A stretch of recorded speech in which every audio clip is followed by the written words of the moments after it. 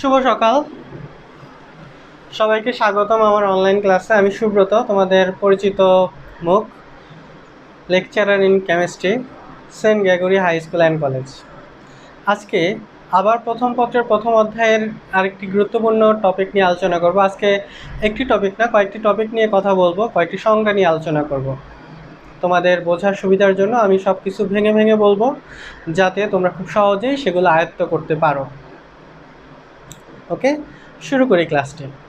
তোমরা অলরেডি আমার দুটো ক্লাস পেয়েছো।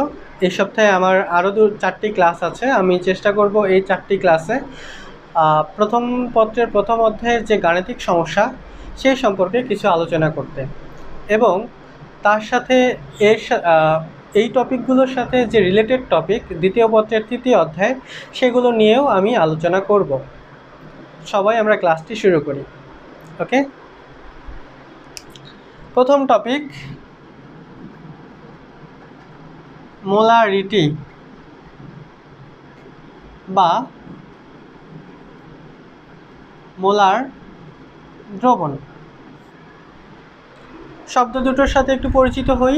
সবাই মনে হয় এই দুটো শব্দ কিছুটা হলেও জানি। আমাদের ক্লাস 10-এর বা ক্লাস 9-এর অধ্যায় 6-এ এই সম্পর্কে কিছু বলা আছে। আমরা ওগুলো নিয়ে আলোচনা করব, যেহেতু আমাদের প্রথম পত্রের প্রথম অধ্যায়ে এই সম্পর্কে সংজ্ঞা দেওয়া আছে। সেই সংজ্ঞাগুলো কীরকম হয় বা কিভাবে আমরা সেই সংজ্ঞা থেকে গাণিতিক সমস্যায় যেতে পারবো, সেগুলো নিয়ে আমরা আলোচনা করব।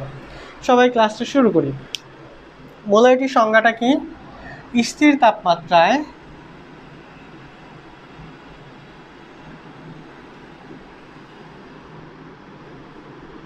এক লিটার বা 1000 ml দ্রবণে যত মোল দ্রবীভূত থাকে তাকে ওই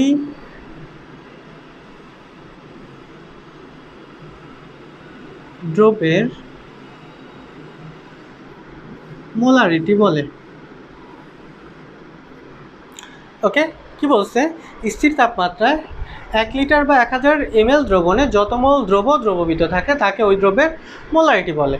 এখন এখানে দ্রব বা তুমি যদি দ্রবণ বলো, তাহলে ওই দ্রবণের মোলারিটি বলবো বা দ্রব্যের মোলারিটি বলবো। এখন কথাটা হলো যে এই সংজ্ঞাটা দিয়ে আমরা কিভাবে জেনারেল ফর্ম বা যে কোনো ম্যাথ আমরা আলোচনা করতে পারি সেটা নিয়ে আমরা কথা বলবো। তার আগে আমাদের প্রথম কথাটা আবার মোলার দ্রবণ কাকে বলে। মোলার দ্রবণ মানে কি? যে দ্রবণের ঘনমাত্রা 1 মোলার তাকে মোলার দ্রবণ বলে।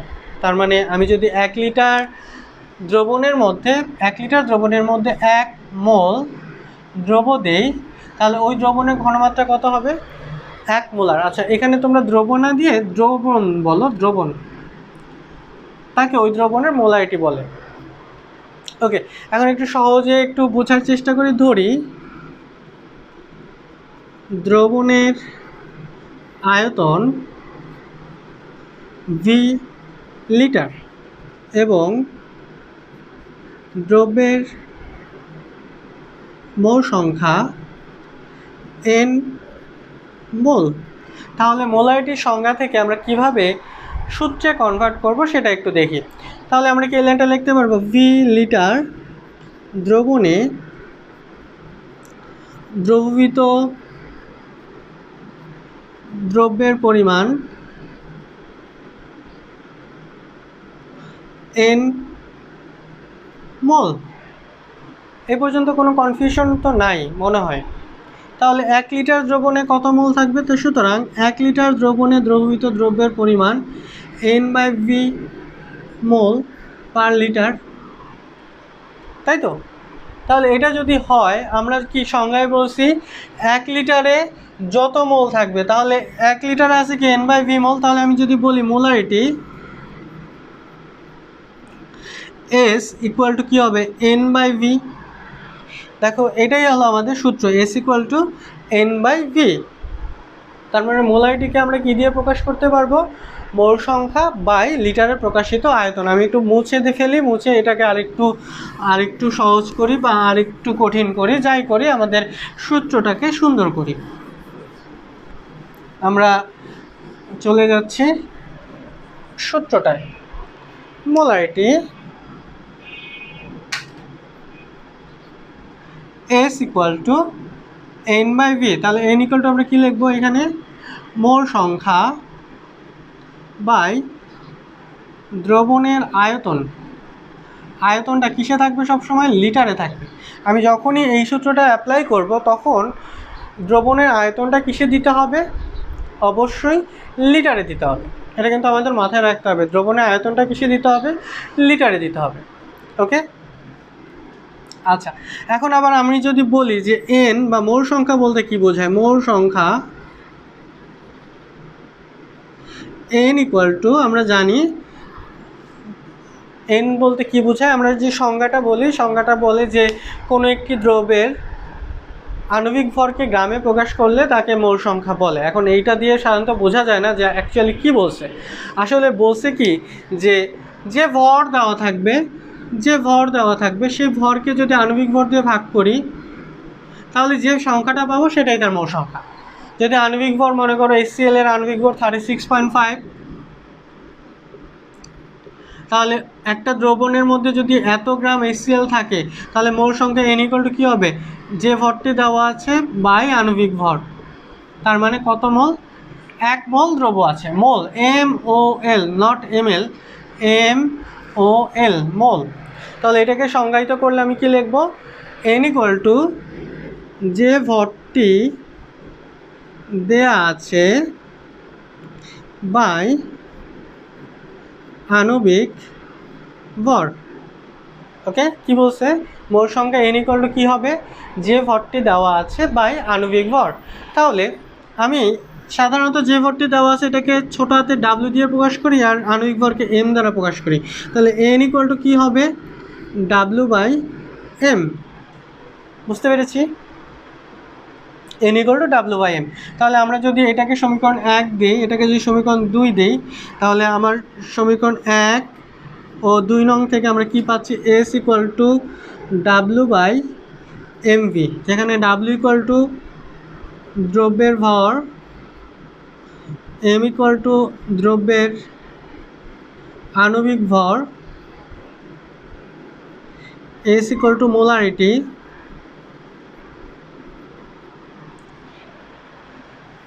V ইকুয়াল টু কী হবে? লিটারে প্রকাশিত আয়তন। আমরা দেখি, হ্যাঁ ক্যামেরায় দেখা যাচ্ছে সব। তাহলে V ইকুয়াল টু কী হবে? লিটারে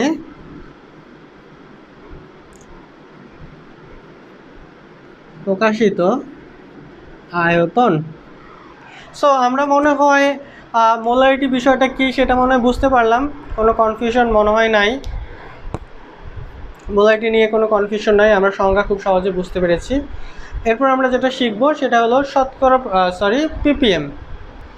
ওকে, আমরা এখন যেটা শিখব সেটা হলো ppm। ppm বলতে কি বোঝায় আমি ভেঙে দিলে পার্টস পার মিলিয়ন। সংজ্ঞাটা হলো কোনো দ্রবণের 10 লক্ষ ভাগের আয়তন ও ভর। কোনো দ্রবণের 10 লক্ষ ভাগে যতটুকু ভর দ্রবীভূত থাকে তাকে ppm এককে ঘনমাত্রা বলে। তোমরা ppm সম্পর্কে একটা শুনেছো 9-10-এ। ppm কি? সেটা হলো parts per million. Per million মানে হলো কোনো দ্রবণের 10 লক্ষ ভাগে, আমি যদি আয়তনের ভর হিসাবে চিন্তা করি, 10 লক্ষ ভাগে যতটুকু ভর দ্রবীভূত থাকবে, এবং কথাটা হলো কোনো দ্রবণের প্রতি 10 লক্ষ ভাগে, শব্দটা একটু প্রতি দিতে হবে, প্রতি 10 লক্ষ ভাগে যত গ্রাম বা যতটুকু ভর দ্রবীভূত থাকে, যতটুকু ভর কি? দ্রব। যতটুকু ভর দ্রবীভূত থাকে তাকে ppm এককে ঘনমাত্রা বলে। এই সংজ্ঞাটা একটু কঠিন মনে হয়, তাহলে ppmকে একটু সহজে সংজ্ঞায়িত করার নিয়মটা হলো ppm ইকুয়াল টু মিলিগ্রামে প্রকাশিত ভর বাই লিটারে প্রকাশিত আয়তন। এইটাও আমরা মনে রাখতে পারি যে কোনো একটি দ্রবণের আয়তন যদি লিটারে থাকে এবং দ্রবের ভরটা যদি মিলিগ্রামে থাকে, তাহলে প্রতি লিটারে যত মিলিগ্রাম দ্রবীভূত থাকবে সেটাকেও আমরা কি বলতে পারবো? ppm এককে ঘনমাত্রা বলতে পারবো। ওকে, কি বলছি? প্রতি লিটারে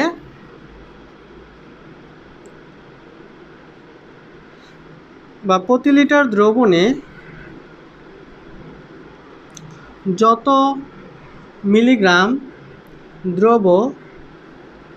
দ্রবীভূত থাকে তাকে ppm এককে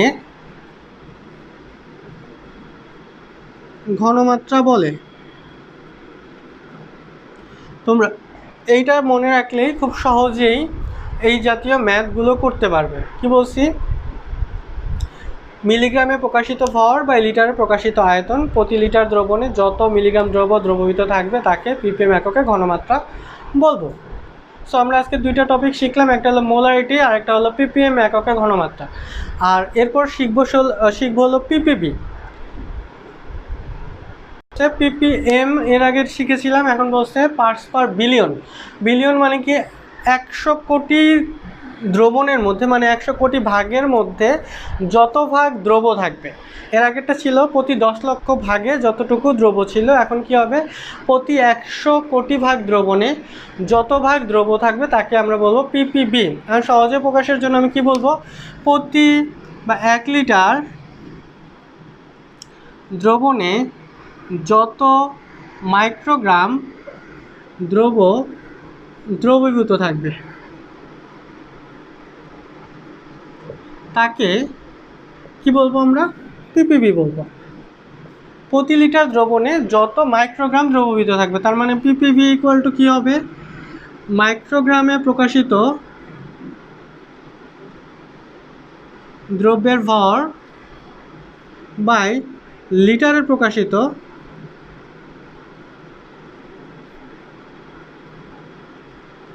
আয়তন। ওকে, আমরা মনে হয় জিনিসটা বুঝতে পারলাম ppb মানে কি আর ppm মানে কি। এখন আমরা মোলারিটি আর ppm নিয়ে কিছু অঙ্ক করব। ওকে, আমরা শুরু করি। একটা ম্যাথ দিলাম, 2.5 মোলার সোডিয়াম হাইড্রোক্সাইডের আয়তন 250 সেমি কিউব। তবে ওই দ্রবণের সোডিয়াম হাইড্রোক্সাইডের মোল সংখ্যা কত? একদম সহজ কোশ্চেন। আমি যদি বলি S = N/V, সূত্রটা মনে হয় আমরা জানি, তাহলে N এর ভ্যালু 9, S এর ভ্যালু আছে 2.5 মোলার, V এর ভ্যালু আছে 250 সেমি কিউব। আচ্ছা, একটা জিনিস তোমাদের জানতে হবে, সেটা হলো কি 1 ml = 1 সেমি কিউব। এটা আমাদের মুখস্থ থাকতে হবে। 1 ml মানে কত সেমি কিউব? 1 semi cube. তাহলে আমার যদি বলে যে 250 সেমি কিউব মানে কত ml হবে, বা তার মানে 250 সেমি কিউব মানে 250 ml, আর 250 ml কে আমি যদি লিটারে প্রকাশ করি কি হবে? 0.25 লিটার। ওকে, তাহলে এখান থেকে আমি কি করব? n বাই 0.25 আর 2.5 বা n = 2.5 × 0.25 গুণ করলে যেটা আসবে সেটা হলো অ্যান্সার। ওকে, আমরা অ্যান্সারটা দেখি 0.625 মোল। সো আমরা খুব সহজেই অঙ্কটা করতে পারলাম। আমি একদমই সহজ থেকে অঙ্কগুলো শুরু করতেছি, কারণ প্রথম অধ্যায় প্রথম দিকের টপিক। তোমাদের যদি আমি প্রথমে কঠিন অঙ্ক করাই তোমাদের মাথার উপর দিয়ে যাবে, সেজন্য আমি সহজ টপিকগুলো দিয়ে আলোচনা শুরু করেছি। ওকে, আমরা এখন আরেকটা অঙ্ক করব। দেখি অঙ্কটা।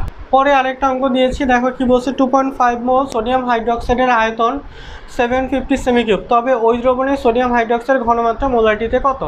একদম সহজ কোশ্চেন। আমরা প্রথমে ভিটা লিখব, V equal two 750 semi cube, এটা যদি লিটারে কনভার্ট করি 0.75 লিটার। তারপর এন এর ভ্যালু দেওয়া আছে 2.5 মোল, সুতরাং এস ইকুয়ালটা আমরা জানি এন বাই ভি, এন হবে 2.5 ভাগ 0.75, এটা ভাগ করব, যেটা আসবে সেটা অ্যান্সার। তোমরা অ্যান্সারটা বের করবা। ওকে, আমরা এখন পরে আরেকটা অঙ্কে যাই, 3 নম্বর অঙ্কে যাই। 3, যদি 1250 সেমি কিউব সালফিউরিক অ্যাসিড এর ঘনমাত্রা 3.5 মোলার হয়, তবে ওই দ্রবণে কত গ্রাম সালফিউরিক অ্যাসিড দ্রবীভূত আছে? এটা হলো কোশ্চেন, একদম সহজ কোশ্চেন। আমার এখানে ভর বের করতে বলছে, তোমরা এটা অবশ্যই কত হয় অ্যান্সার সেটা বের করবা। আমরা এখন 3 নম্বর অঙ্কটা যাই। 3 নম্বর অঙ্কে বলছে যে আয়তন দেওয়া আছে V equal two 1250 semi cube, তো 1250 মানে কি 1.25 লিটার। তারপর বলছে ঘনমাত্রা এস ইকুয়াল টু 3.5 মোলার। আমার ডাব্লিউ ইকুয়াল টু হোয়াট, এটা বের করতে বলছে, কত গ্রাম ডাব্লিউ। তার মানে আমার এখানে কি লাগবে, আণবিক ভর লাগবে। আমরা জানি সালফিউরিক আণবিক ভর 98 গ্রাম, আর এন এর ভ্যালু আমরা জানি না, এন এর ভ্যালুটা বের করে নিতে পারবো, কোনো দরকার নাই। আমরা একটা সূত্র জানি, S equal to N by V, আর এন ইকুয়াল টু আমরা জানি কি W by M into V. আমরা যদি এই সূত্রটা অ্যাপ্লাই করি, সবাই একটু বোঝার চেষ্টা করি। আমরা আজকে এই সূত্রটা শিখেছি, N equal to W by M. So আমি S equal to N by V এই সূত্র থেকে W by M into V এই সূত্রটা লিখতে পারবো। এখন আমরা ভ্যালুগুলো বসিয়ে দেই। Value W by M into V equal to S, S equal to W equal to S M V. এই সূত্রটা তোমরা সবাই জানো। অ্যান্সারটা কত হবে, 3.5 ইন্টু 98 ইন্টু 1.25। দেখো আমরা ভ্যালুগুলো বসালাম, বসিয়ে এখন সুন্দর মতো শুধু ক্যালকুলেশনটা করব। ওকে, আমাদের এইখানে ভ্যালুটা আসছে 428.75 এত গ্রাম, মানে 428.75 গ্রাম। দেখা যাচ্ছে না, আচ্ছা, গ্রাম 428.75 গ্রাম সালফিউরিক অ্যাসিডকে আমি যদি ওই 750 সেমি কিউব দ্রবণের মধ্যে বা দ্রাবকের মধ্যে ডুবাই, তাহলে যে দ্রবণটা তৈরি হবে, মানে মোট দ্রবণের আয়তনটা হবে 750 সেমি কিউব, এবং যার মোল সংখ্যা হবে 2.5 মোল।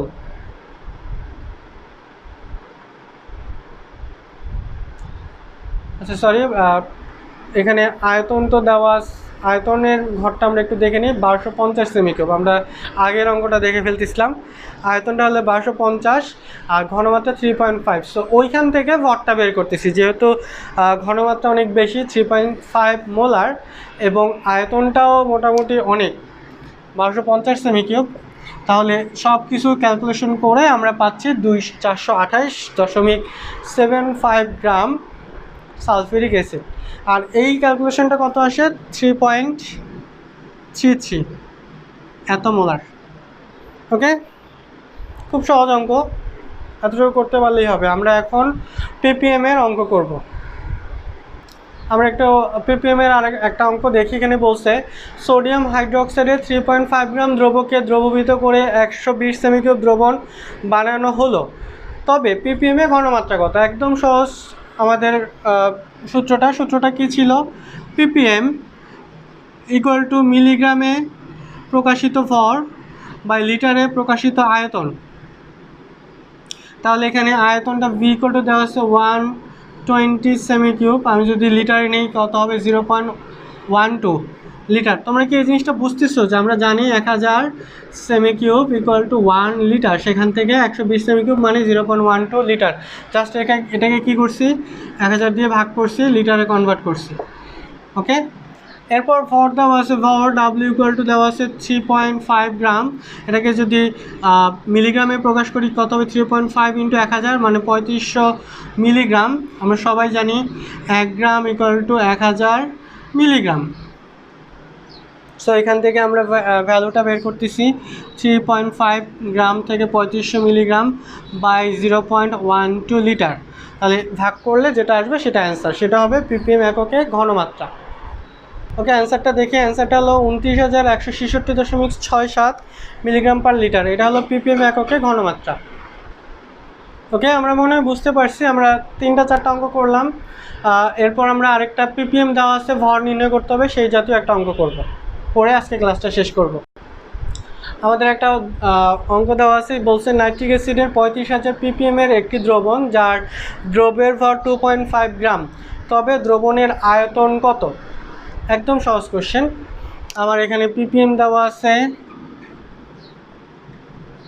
35,000 ppm, এটা কী হবে, মিলিগ্রাম পার লিটার, এবং আয়তন v ইকুয়াল টু হোয়াট, আর w ইকুয়াল টু দেওয়া আছে 2.5 গ্রাম। আমাদের অবশ্যই 2.5কে কিসে কনভার্ট করতে হবে, এত মিলিগ্রামে কনভার্ট করতে হবে। ওকে, তাহলে আমরা সূত্রটা জানি, ppm equal to w by v। কেন? wটা মিলিগ্রামে প্রকাশিত ভর আর লিটারে প্রকাশিত আয়তন, সেই হিসাবে। তো v ইকুয়াল টু কী আসবে, 25,000 বাই 35,000, কাটাকাটি করি তাহলে আসবে কি 5/7 এত লিটার। 5×5 = 25 আর 5×7 = 35। তুমি এটা এখন ক্যালকুলেশন করলে যেটা আসবে সেটা অ্যান্সার। ওকে, আজকের ক্লাস এই পর্যন্তই। আমরা চেষ্টা করেছি খুব সহজভাবে কয়েকটা টপিক নিয়ে আলোচনা করতে, যাতে তোমাদের কোনো প্রবলেম না থাকে। চেষ্টা করবে এই অঙ্কগুলো বাসায় একটু প্র্যাকটিস করার, সংজ্ঞাটা ভালো করে পড়ার। এর থেকে ডিপ নলেজে আমরা যাব যখন আমরা দ্বিতীয় পত্রের 3য় অধ্যায়টা পড়াবো, তখন আরও একটু ডিপলি জিনিসগুলো চিন্তা করার চেষ্টা করবো, বা আরও একটু ডিপলি তথ্য দেওয়ার চেষ্টা করব।